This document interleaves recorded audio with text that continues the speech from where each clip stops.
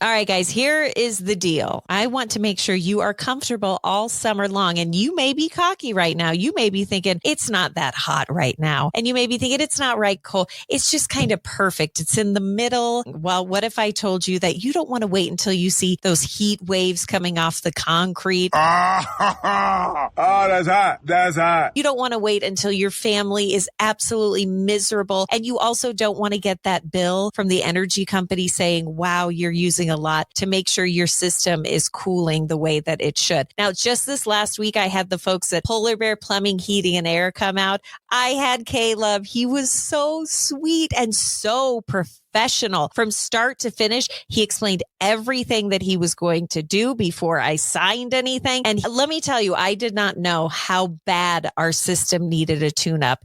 It really did. But if they would have come and said, listen, you need a brand new system, it's just too beat. Well, I got to tell you, right now is the time to call my friends at Polar Bear Plumbing, Heating and Air, because you're going to beat the summer rush. And I have never seen rebates before on heat pumps than I am right now with Polar Bear Plumbing, Heating and Air. Again, we had them at our house just this last week. It was so professionally done.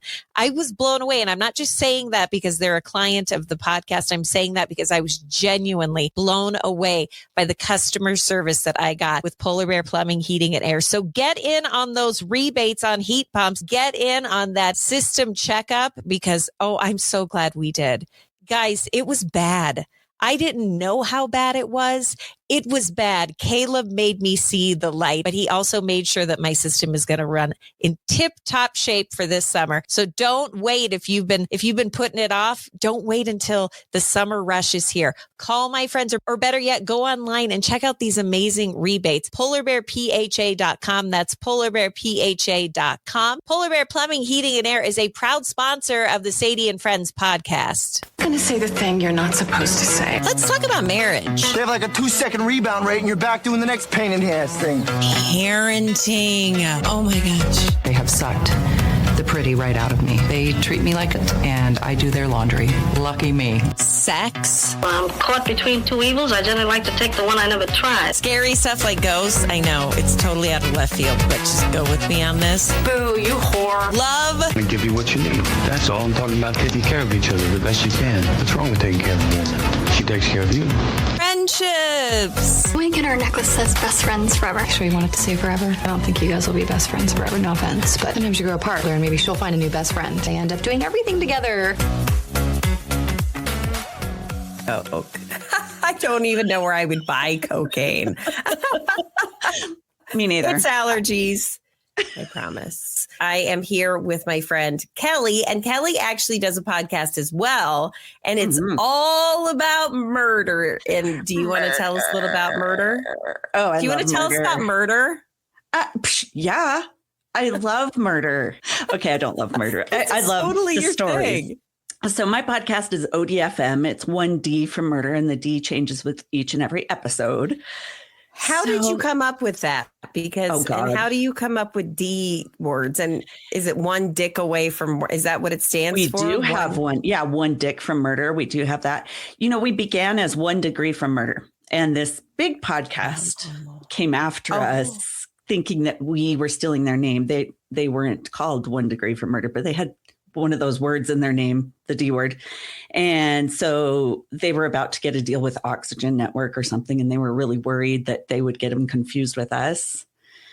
So, and they were a little trolly about it. They sent all their trolls out after us. And it was very brutal, like saying they'd have people come to our houses and stuff. The hosts didn't, but their fans did. You know, it was like ridiculous. And we had just started. We had maybe 2 episodes. So it's not like we were. Did you just want to throw in the towel? Did you after 2 episodes? So close. It really made me realize how bad online bullying could be, especially for teens. I was like, God, if I wasn't an adult, this would be and like over a podcast. Yeah, I mean, it really was weird too. Stupid. Everybody has a podcast. Why are you so worried about our podcast? So anyway, exactly. Yeah. That is why we changed it. So now it's and actually we love it. We find the D words. Sometimes it'll be a name of somebody that's in the story. Sometimes, you know, it always has something to do with the story. But yeah, One Dick is one of my favorite ones. So you might have to listen to that one. That's what I think of every time. I'm like, I wonder. I mean, who doesn't? It surely has to mean one dick away from murder. But you also have murder killers, because the last time you were on, you talked about a female who killed somebody. And so every Monday, we're going to be doing Murder Mondays with ODFM. It's kind of a cross promotion situation where we're going to get to hear some of what Kelly puts out, which is so good. So good. How often are you posting now, Kelly? We do a once a week episode, and they always come out on Mondays. So if I can get my co-host, she's got a busy ass life. So sometimes I've never heard of such a thing. Weird. You don't know how that feels. Oh my God. Oh, yeah. So great. We try to be reliable, but we've got lives. She has to make money. I'm apparently all about businesses that don't make money, but all right. Stop it. This is amazing. So it's Murder Mondays with ODFM. And this is so nice because I just get to sit back and you tell me a crazy murder story. And I tell Kelly, I don't want to hear about it before. I just want to go along with it and try to figure it out in my mind and what's going on. But comment on it. Yes. And can I tell you, commentary. What? I recently listened to an episode. It was a 2-part episode on Ed Gein. And that was so good, Kelly. He creeps me the F out. Yeah. That was so good. So if you should definitely follow her podcast, because if you like murder stuff, this is just perfect. So anyway, without further ado, all right. What do you got? Okay. So of course I'm bringing you one that's true crime, not necessarily murder, but it's almost worse. So we'll see what you think. And you might have heard this. True crime. Does no one get murdered? Someone dies. But wait until you hear what happens. Yes. I think it's almost worse than murder. Oh, shit. Murder? I thought was the worst. Okay, go ahead. It's bad. So you might have heard about this because it's pretty famous, but we're going to go back in history. I love the historical ones because people are so fucking weird back then. I don't know if it's just people were weirder or you didn't hear about it so much as back then, but these people are wacky. So this happened in the late 1800s. This guy started, anyway, this person we're going to talk about, his name is Karl Tanzler. He's born in Germany, and his early years of his life are a little mysterious, but he claims that since he was a little kid, he had visions of this beautiful dark-haired woman, and he came to believe that he was destined to find her someday and that she was going to be the love of his life, So Karl's pretty intelligent. He's a smart guy, but he's odd. So he's known about embellishing his life stories, embellishing every part of his life. He's like a liar. Okay, go ahead. Yeah. That's probably a better way to put it. He's a fucking liar. Yeah. So like one of these things, which is a pretty big lie. Karl. One of these was that he claimed to have studied medicine. So he's claiming he's a medical person. That's a big lie. That's kind of a big ass one. You can kill people. Yeah. Engineering. He said he was an engineer, and even weather forecasting, because who doesn't want to get into that, especially 1800s? I don't know. So he came up and told people all of these lies. I'm amazing. I can do all these things. So he did go to some universities in Germany and throughout Europe, but there's no real concrete evidence that he actually got any training in any of these things. He just claimed it. And back then, it's not like you can get an email, be like, hey, yeah, Karl visited our university. No, it's the 1800s. It's true. It's a different time. You wouldn't question it, right? Right. You don't go back there. He lived kind of a nomadic life, which starts to make you a little kooky. He's traveling around Europe, spent some time as a recluse in Australia before World War I broke out. And during that time, he focused a lot of his days on trying to create inventions. And he may have kind of dabbled in medicine. I think he kind of thought himself like a medicine man in a way. Like a gypsy medicine man, kind of like a traveling show medicine man. I'm just only going off of like movie references. Totally. That's what I think too. Like the covered wagon with the snake oil. Like selling the tonic that'll make your hair grow and give you a boner. Yeah. Pretty. pretty sure that's Carl. So, yeah, most of his education sounds like it's pretty much self-taught, but he claims he's good at everything. So when World War I breaks out, since he's German, he's placed in an internment camp in Australia. I didn't realize they did that. Yeah. What? So he's German? Okay. I thought they were. Okay. Yeah, I had no idea they did that. But in 1926, he's like, I'm going to the US. I'm going to be free. So he goes to Florida. Florida is a giver in murder stories, I must say. So Florida's weird. Yeah, Florida's got a lot of weirdos. I'm sorry, but they give great information. But his sister and mom had already come to Florida, so they were living there. And he found work in Key West as a radiology technician because he's medical. I don't think I'd want to have this. He started a job. Like, it's one thing to tell people you're a doctor, but to actually go to a 9 to 5 and pretend like you know what you're doing. And in radiology, of all things, x-rays, he's like, stand there for 10 minutes. Yes, let's turn around. Really let's scan you. Yeah. But to be clear, Carl wasn't a medical doctor, but he often presented himself to everybody who he was highly educated and he came across as truthful and real, but it wasn't the case. So at the hospital, he mostly worked on diagnosing tuberculosis patients because it was rampant right then. It was killing people all around the US like crazy, especially in humid areas like the Keys, which I didn't really realize. I guess I always heard about people coming to Colorado, to get their lungs better, but I didn't realize that made it worse. So I had to look up what tuberculosis is. It's a bacteria. So that's why now. Yeah. Don't people come? Well, no, you don't come here because it's hard to breathe. Well, they did, like the Stanley Hotel. I think that was because that guy had tuberculosis. That's what I heard too. Yeah. But now that I'm thinking about it, how would that make sense? We are not a medical show. We are talking about murder. So move on and ignore our ignorance. So I know. So Carl's work, it's not groundbreaking, obviously, but he's respected because he can tell people, yeah, you definitely are dying. But he grew more and more weird in his personal life. So I don't know if he's good looking and charismatic, but somehow he got married. And he had 2 daugers. But yeah. Uh-oh. That's what I thought too. No. Like, oh Lord. Don't worry. The daughters are fine. Daughters, I think. I don't know anything about his wife or daughters. But Carl's such a weirdo that it ends up failing. His marriage does. And he becomes more and more of a recluse.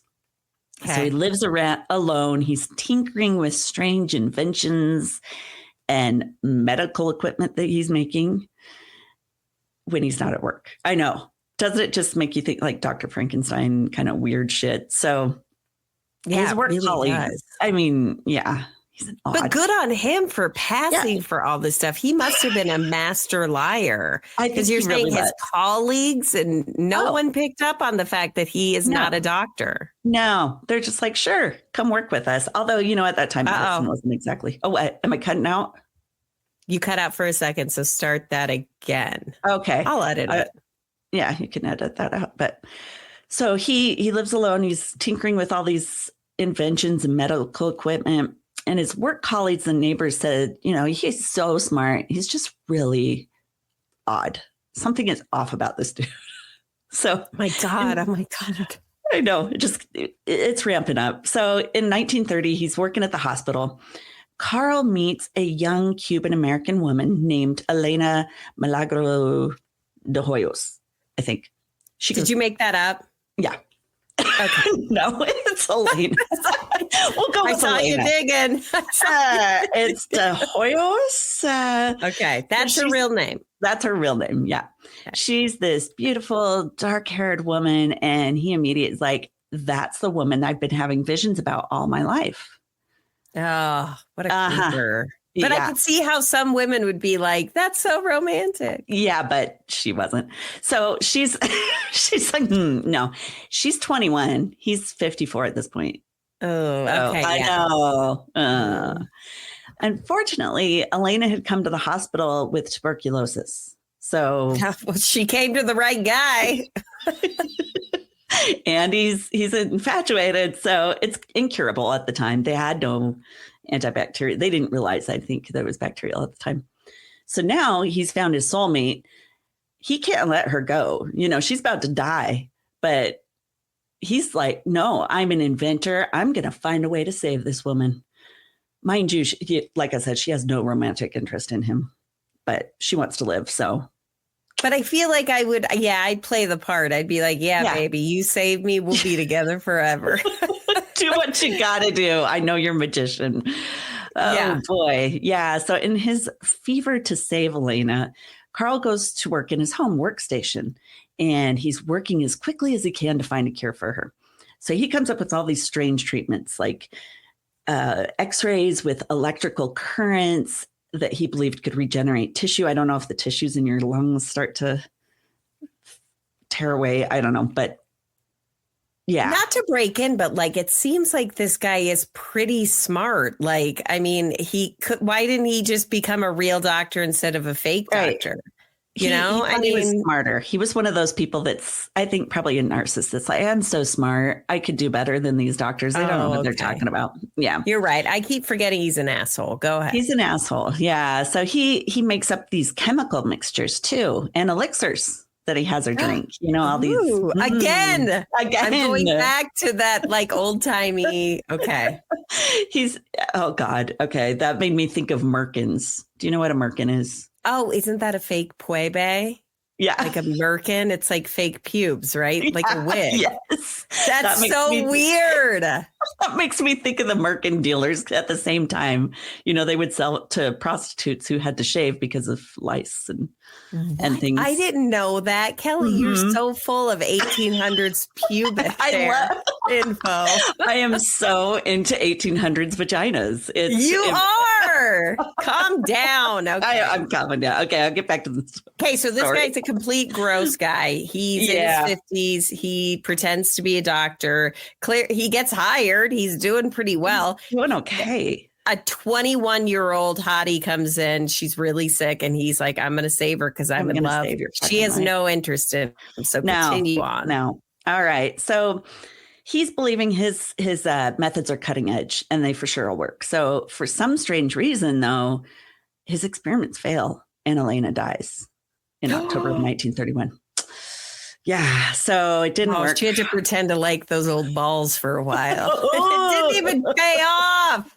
Oh, I hope she didn't have to. Hopefully she was sick enough she didn't have to do anything physical with this guy. So Carl's heartbroken. Her family cannot afford a funeral. So Carl's like, you know what? It's okay. I got you. I'm going to pay for it. But if I pay for it, it's got to be an above ground mausoleum. So he gets creep. Yeah. So he does that. Family thinks he's this generous, kind-hearted weirdo, but his reasons for wanting the tomb was for his own use. So Carl would go to open it up. Mm-hmm. No. Every night he'd go to the tomb, spending hours with Elena's body. He's having these elaborate conversations with her, plays music, does all these things. So this went on for 2 years after Elena died. Does he like sexually do stuff with her, or does he just talk? I have a feeling he did. I couldn't find any information on it. I'm sure at the time they didn't really report on that kind of stuff. But so he's at the tomb. He's come for 2 years. He brings flowers. He plays music. And at this point, Carl begins to hear Elena's spirit speaking to him. Yeah, totally. I mean, yeah, of course. She's probably like, get the fuck out and leave me alone so I can rest in peace. Yeah, dude, this guy, I thought I was done with him. I thought I died and got him out of my life, but no. So this is a dumb question, but a mausoleum. So but he couldn't get to the body then if it's a mausoleum, right? It was above ground. And I think he had a key to it. And I think it was just her coffin sitting inside of there. And so he would just open the coffin. And let's keep in mind that with a corpse with over 2 years, that's got to get nastier and nastier. Yeah. Even with embalming, it's still, there's decaying. But he has this conversation with Elena and her spirit is begging him to take her home with him. Begging. Wait. Say that again. Oh, did I cut out? Yeah, a little bit. So Elena's spirit is begging him, can I please come home with you? Just take me home. I don't want to be in this tomb anymore. I want to be home with you. He's like, sure, baby, I got you. So, and you're very light now. I could easily carry you to the car. Even better. He gets a kid's toy wagon, puts her in the toy wagon, rolls her home. Stop. He put her in a kid's wagon and wheeled her body back to his house. Yeah. It must not live very far. So once he gets her home, he decides, I got to do whatever I got to preserve this body. So he uses all kinds of things, chemicals, like formaldehyde. He's using wax on her skin, plaster, cloth, anything to keep her body intact. A whole lot. And so when a part of her would kind of fall off or decay to, I'm sorry, it's not funny, but it's okay to laugh because it's incredibly weird. Yeah. It's and really uncomfortable. Weird. Go ahead. It is. So he would replace these parts that would fall off. Like he used coat hangers and wires to tie her skeleton together. Oh, I don't know how he did. Like if she still had skin on her, like how are you? But he's a doctor, damn it. He knows how to operate. You're right. I forget that part. Yes. So he replaced her eyes with glass ones that matched her real ones so that she could look at him with love in her eyes. And then for her skin, she didn't look at him like she used to. So he had to go out and buy something that was a little more sensual. Put some lashes on. That we're laughing. Keep going though. So gross. So for her skin and tissues, he would melt wax and plaster all over her decaying skin. It makes me think of Madame Tussauds wax museums. Yeah. Or like that shitty movie called House of Wax starring Paris Hilton. Yeah. I never watched it. Did you see it? No. Of course you did. Lame. Yeah. Twice. I've got it on replay. Oh yeah. So he's constantly having to refresh this wax as it decays away in new layers as the decomposition gets worse and worse. So, and for her hair, he would save all her hair as it fell out, and he made her a wig from her own hair. I mean, this guy is dedicated. Wow. Yeah. This might be true love. Yeah. I'm just kidding. This is psychosis. So he made a new wig out of the hair that already fell out. Mm-hmm. I don't know if he sewed it all together. It had to be a lot of work, but yep, made her a new wig. Speaking of Ed Gein, who ended up being like the what am I thinking here? He ended up being the for Leatherface. Yes. Like they came up with the character Leatherface based on him. And this seems like he was the Ed Gein of the 1800s, right? Yeah. So fucking creepy. Although he just wanted one person. He didn't want their skins. He just wanted her as a person, I don't want to say it's romantic because it's not. It's I know it's not. Up, but in a way, I'm kind of like, oh. Yeah. I mean, nobody loves someone this much. I don't know, maybe your kids, but I still probably wouldn't keep their bodies. No, yeah, I would just let them. It would yeah. It's like people who stuff their dogs. What is that? I mean, it's possibly another psychosis. Yeah, I don't get it. I don't either. So he's making all these elixirs and potions because he's also elixir guy, tonic guy, whatever he is. Sure, he's trying to mask the bad smells. So he's convinced he can resurrect Elena. So he begins making devices. He's sure that's going to work. So it's so Frankenstein-y. He creates this electrostatic device that he claims would use electric currents and electromagnetics to bring the body back to life. But it didn't work. Don't know why. No. Let me just use your decayed heart and see if I can pump it back up again. Come on. Yeah. This might have been the best thing he created. So he creates an airplane. To throw her out of? To throw her out of? Kind of. He calls it an airship or the airplane coffin. And he has the idea that if he flies Elena high enough into the stratosphere, that the cosmic energy or radiation from the universe would snap her out of her dead state.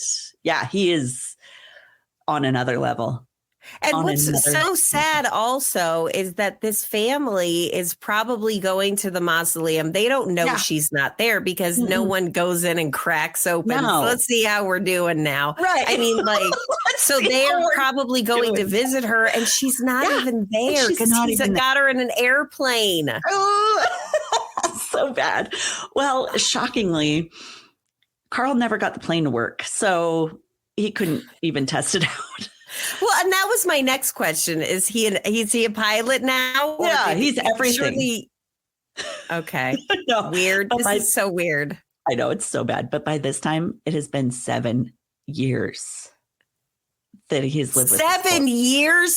7 years. At what point do you just become bones? I don't know much about the decaying process, but what's left after 7 years? I think he's kind of mummifying her in a way. So, okay. People in Key West start spreading this rumor that somebody had seen Carl dancing with what looked like a life-size doll in the windows of his house. I mean, if he wasn't psychotic, he kind of sounds really romantic, but he's psychotic. But so he picks her up and dates. Yeah, it could make a great movie. I see it last for me. Oh, it's got to be like a Johnny Depp movie or something. So it's in the 1800s in Florida, and people are starting to say in these weird rumors that he's dancing with this whatever it is, life-size doll, and people. He still talks incessantly about Elena. So people are like, maybe could it be that he actually has her body? See, I still don't think I'd jump to it. I'd be like, damn, let her go. It's been 7 years. No, let it go. But eventually the rumor gets to Elena's family. And and Elena's sister, her name's Florinda Medina, but she went by Nana. Okay. She starts getting wind of him and she comes down. She's like, I'm going to confront that little dick about this. So she confronts him.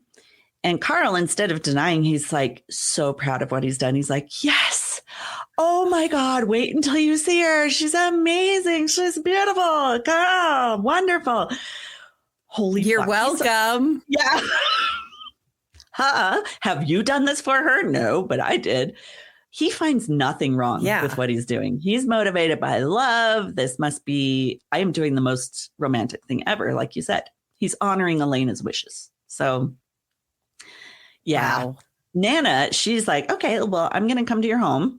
She goes to his house, sees at first she thinks it's a doll or a mannequin. And she's like, oh, he's just fucking with me. But then. Or he's just weird and he has a life-size doll. Okay. Mm-hmm. Oh, no. Yeah. It's her sister. And she's like, it loosely resembles her. So she starts to look closer and she's like, oh my God, it's actually Elena's mummified fucking corpse. Horrifying. So she's like, and he's proud of it, right? He's so proud of all the work he's done. He's like, I am trying everything to bring her back. Don't give up on me. I'm going to get her back. Learn how to fly a plane and push her out. Calm down. Don't get upset with me. You're just jealous. You didn't think of it. God, what have you been doing? Yeah, you haven't done shit for. God. So we are talking so ill of the dead. Keep going. I know. Well, by now it's the 1930s, and they're in World War II. So by this time they're like, well, it's fine. So Carl is arrested. Elena goes and tells the cops. Forensics teams, which I didn't even know they had back then, they confirm, that's Elena. That's a real body. And they're just shocked by the measures he took to keep her from decaying. They've never seen anything like it. So the community, like you, they've kind of got a mix of sympathy and fascination and disgust. But a lot are sympathizing, like, oh, this poor man. He is so in love that he is. Stop it. Yeah. That's People why it was sympathizing? It's just a mix of, some people, and some are like, this man is disgusting. He needs to rot in jail. And others are like, this is just fucking wild. And I want to know more. It's a drama. So they feel bad for the guy who loves someone so much that he would go to these lengths. But it's pretty obvious in our current world. It's probably a mental disorder. Yeah. No, this isn't a bad one. So Carl's charged with grave robbery and desecration of a body, but the statute of limitations had expired and he couldn't be convicted. I know. What, they let him go? Yeah, after all of the shit he did with that body. I just can't imagine what he did with her when he was at home. Yeah, because you know he was getting it on with the dead lady. And that's why he was probably trying to reserve her. Right. Preserve her body. Preserve that part. Throw some wax in there. Turn her upside down. And it's like making candles. If you know how to use the wax, you see, I can't go here. She's dead. Listen to us. We're so gross. I'm sorry. This is why I get hate. This isn't a sex episode. This is a murder episode. Keep going. Kind of. So Elena's body's reburied, but this time they're like, we're going to hide this fucking body. So Carl can't find it. They have to put her in an unmarked grave in an undisclosed location so that he wouldn't go retrieve her body. So I wonder how he reacted to that. I mean, the guy has spent multiple years taking care of this mummified corpse. Like, did he go mad? That's what I wanted. And I couldn't find anything after the fact. I don't know if he just returned to solitude and tried to live his life alone. Gave up his job in medicine. Yeah. Maybe he could have found another Elena had he stuck with it. But no. He got away with it? He got away with it. And that poor family, to know that what he'd been doing to her body that whole time. Yeah. Probably. Likely. I mean, nobody knows for sure, but I would assume it wasn't good. It wasn't good. That's the most messed up story. Yes. So I'm sorry. You picked a good one for Murder Monday. You really did, because I am disturbed on so many levels. And you'll have good dreams. I feel like I feel like I'm shocked there wasn't like a vigilante where someone from the family just killed the guy. Goes and lynches him. Yeah. I know. Kills him. Ooh.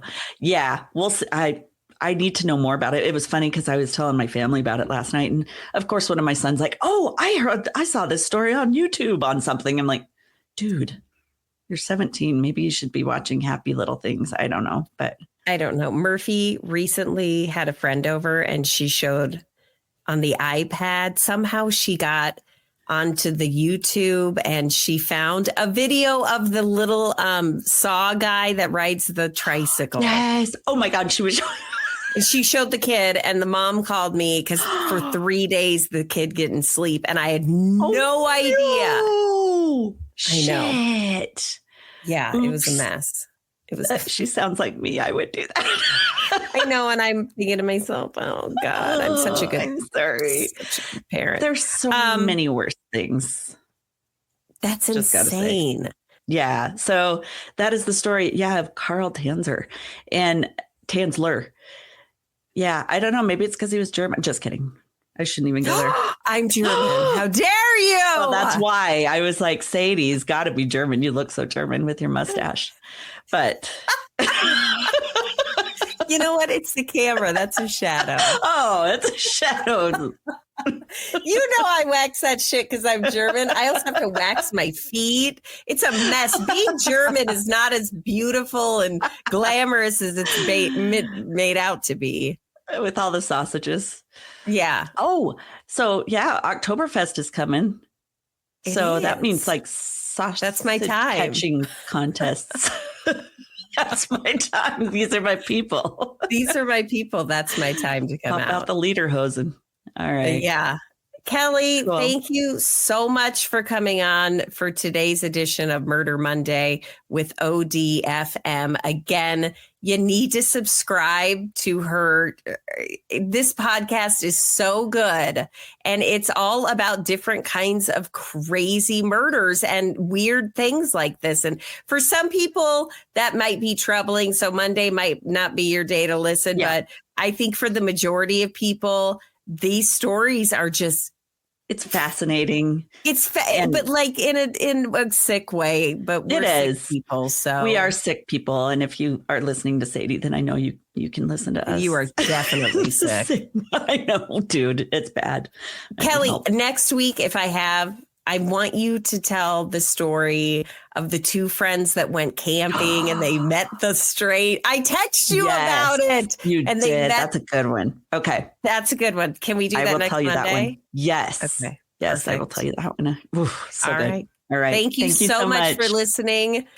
Be sure to check out the YouTube page, social media, and be sure to put it on automatic download. So that way, every day, you don't even have to be reminded. It just pops up and you could be incredibly disturbed. Doesn't that sound good? Like us. Yes. That's right. Thanks for joining us. All right, everybody. Thanks so much for listening to today's episode. Be sure to head it to listen to me. Be sure to click automatic download, and maybe you could leave a rating. You can do it on Apple where you can actually write things, or you can just give a star rating on Spotify. It's so awesome. I get so excited. I'm a very simple gal, and those stars, they just get me excited. That sounded weird. That sound weird?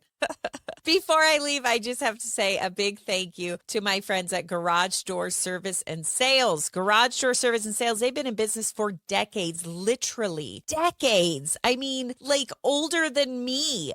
And how long I've been alive, which I feel like has been a really long time. Oh no, they were chugging away with the day I was born, putting in brand new garage doors, doing different tune-ups. And their work ethic hasn't changed, but you know what has changed? The product, the technology. Whether you need a big job or a little job, they can set you up with whatever you are looking for. My parents, they have an estate gate from Garage Door Service and Sales, and they own a storage facility. Guess what? All those big storage doors where you just click the button and the doors go up and down. It's so nice. They love it. And they got it done through Garage Door Service and Sales. They've got great financing. And again, they work with homeowners with just a spring that's maybe a little too squeaky for you, or they work with big companies with if you got big construction needs. It's Garage Door Service and Sales, a proud sponsor of the Sadie and Friends podcast.